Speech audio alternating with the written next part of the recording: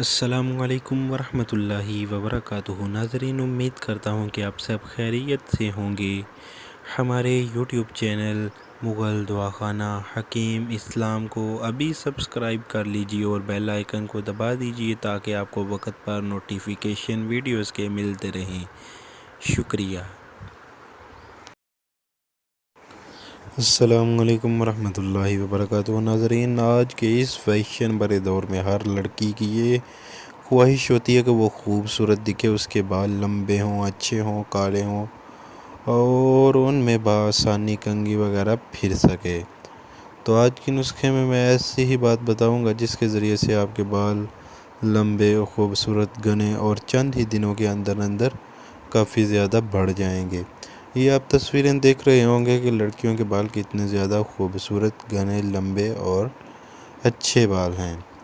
तो आज के नुस्खे में जो कुछ मैं आपको बताऊंगा वो आपने इस्तेमाल करना है। वो इस्तेमाल करने से आपके बाल काफ़ी लंबे हो जाएंगे। तो वीडियो को लीव नहीं करना, आप लास्ट तक लाजमी देखिए ताकि आपको वीडियो का फ़ायदा मिल सके। तो चलिए दोस्तों, नुस्खा स्टार्ट करते हैं। ये नुस्खा याद रहे कि लड़के भी इस्तेमाल कर सकते हैं।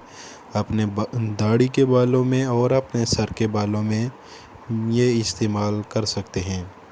तो चलिए बिला ताख़ीर नुस्खा शुरू करते हैं। नुस्खे में आपको दो चीज़ों की ज़रूरत पड़ेगी, जिसमें से पहले नंबर पर है प्याज, जी हाँ प्याज, और दूसरे नंबर पर है सरसों का तेल। पहले नंबर पर है प्याज और दूसरे नंबर पर है सरसों का तेल। अब आपने इस तेल को बनाना किस तरह से है वो तरीक़ाकार मैं आपको बताने लगा हूँ, गौर से सुनिएगा। हो सके तो अपने पास इसे महफूज कर लीजिए कापी पेंसिल लेकर। तो सबसे पहले आपने तेल को चूल्हे पर चढ़ा देना है। चूल्हे पर चढ़ाने के बाद याद रहे तेल आपका आधा लीटर होना चाहिए, प्याज 2 से 3 होने चाहिए बस।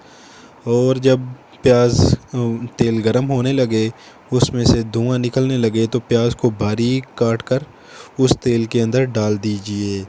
जब वो बिल्कुल सड़ जाएं तो प्याज को अलग कर लीजिए और प्याज को अलग करने के बाद बाकी बचे हुए तेल को इस्तेमाल कर लीजिए और ये आपका तेल बहुत ही खूबसूरत होगा। रात को आपने तेल इस्तेमाल करना है और सुबह उठकर गर्म पानी से धो देना है।